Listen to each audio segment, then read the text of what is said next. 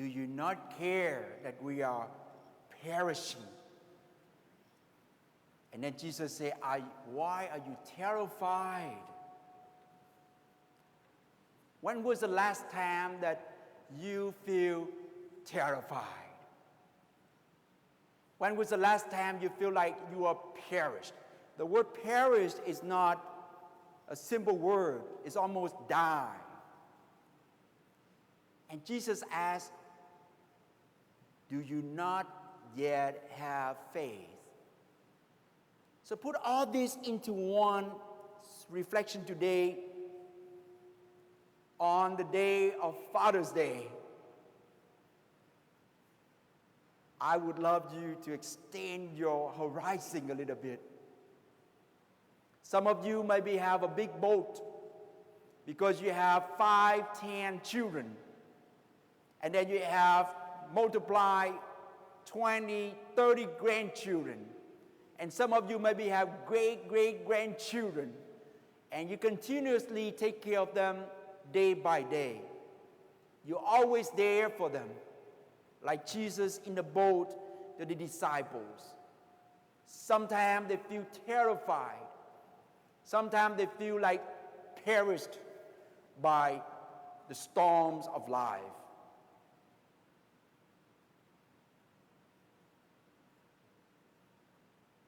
My dad already passed away 10 years ago in April.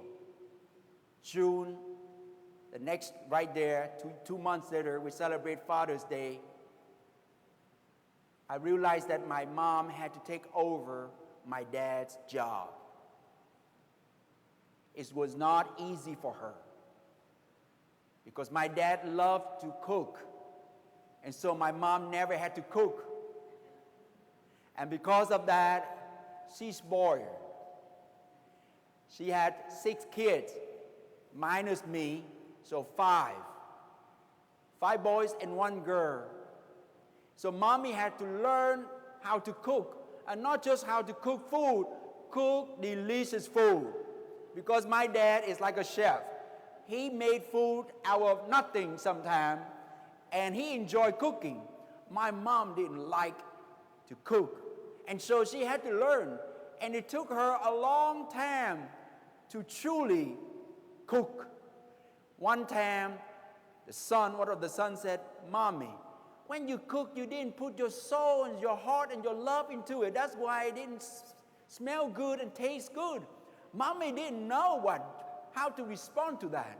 And then 3-5 years later, she really put her soul, her love, her strength, and everything into it. And now the kids love it. Love it. So that June, after my dad died, I call her and I congratulate her on the Father's Day. Because without father figure in the house, mommy had to do everything. From cutting grass, washing cars, and you can name it. Even my dad used to gardening the whole garden. Mom had to pick it up too. So everything daddy used to do, now mommy has to do. And so I like to congratulate not just the fathers, but also the fatherly mothers. Those who took on or take on the vocation of a fatherhood in our families today. And you know that we have so many single moms out there, widows out there, that they live in fears. 2 days ago, Jimmy and I, we went to a house not too far from here to put the air conditioning for her. And she so terrified. When we put a new air conditioning, she said, make sure you have to anchor to the window because I'm afraid people can see through the windows and they could hurt me. Many people today live in fears. They're not free at all. And so today, let us entrust ourselves into God. Sometimes Jesus is right next to us, but we don't call to Jesus. Sometimes Jesus is right in the back seat, but we don't let Jesus to drive for us. We want to drive everywhere. We want to make decisions everywhere. But you know, today, Jesus didn't slam or curse the disciples. The first thing after he woke up, quiet, be still, to the sea, to the wind, to the storm. I asked the other masses, I said, do you know what's wrong with us this weekend? Nobody figured it out. Something wrong to us, our city of Baton Rouge this weekend. Do you know, anybody knows what's wrong? Something wrong here. The weather supposed to strike Baton Rouge and New Orleans, and we are free. It's not just no rain, but beautiful weather. Not that the weatherman was wrong. God intervened for us.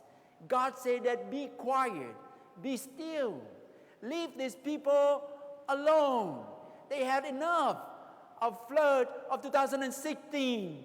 And just lately, they also had floods. Some of us still building the houses or rebuilding it. And so God said, be quiet, be still, because a lot of us pray and pray and pray every day to have a safety, secure homes and houses.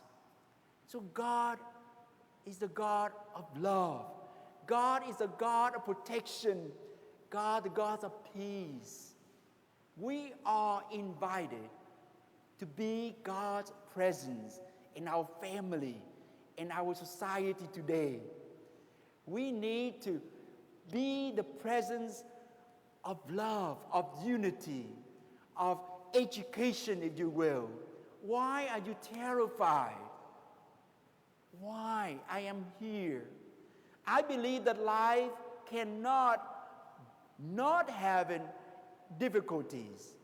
Life has to have some kind of difficulties, crisis in our lives to strengthen us, to make us even better, to even test our faith.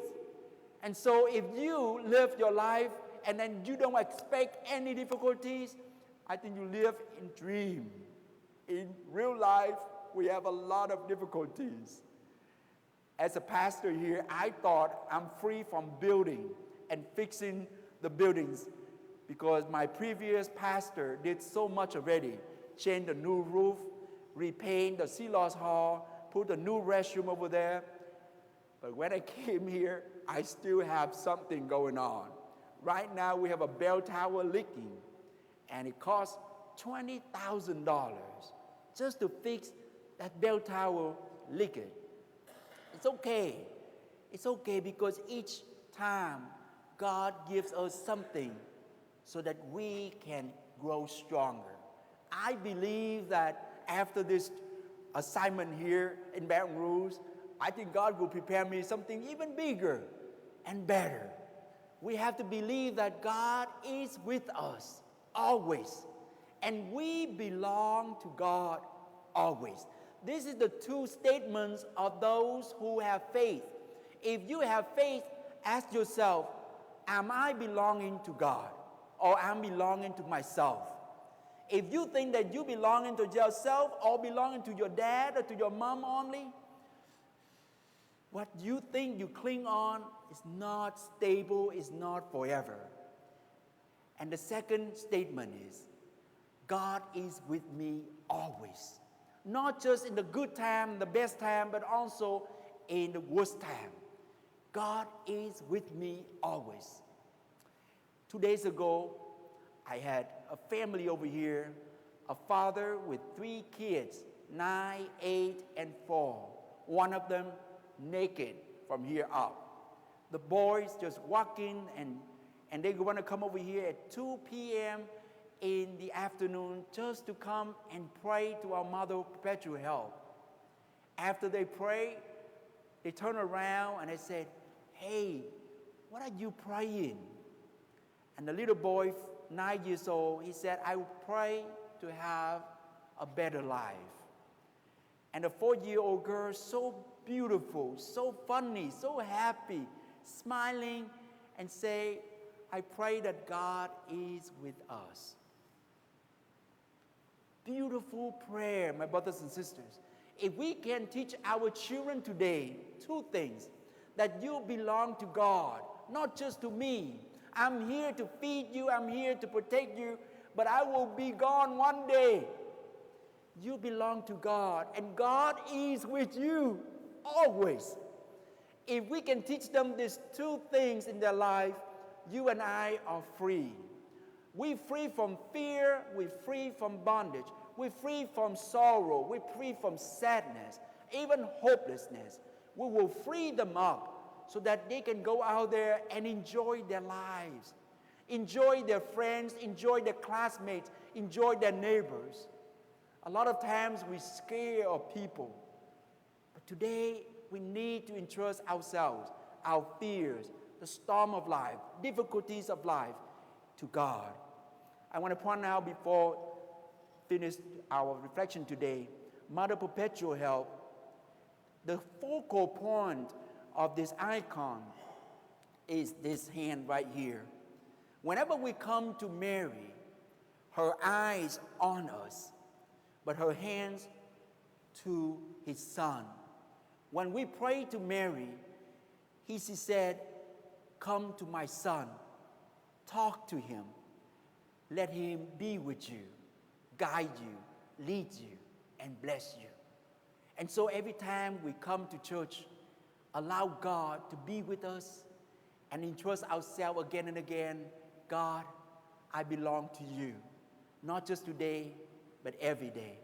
So I pray and wish that all our fathers today, that you become like Jesus and God there in the boat of your family, wherever you are, becomes a great figure, presence of God's peace, unity, and love and joy. And those who have your fathers with you today, be grateful. Be grateful that you still have a fathers with you. Pray for them. Don't expect them to be Superman. Don't expect them to be a super dad. They are so fragile and weak. I remember when I was invited to go to retreat for men's retreat here. Look behind the shoulders, the big shoulders of all these men in front of a tabernacle for adoration. I was in tears because this big men, they big, but in front of God, they are weak, sinful, and need help. They go to the confession, all of them in tears, because they knew that they couldn't do by themselves. They need help. They need forgiveness. They need reconciliation. They need understanding. And so today, let us work together. Be grateful.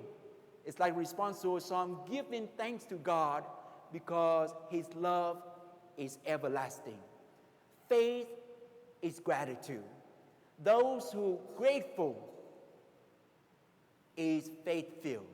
And those who are faith-filled also are grateful. May God bless us today and every day. Amen.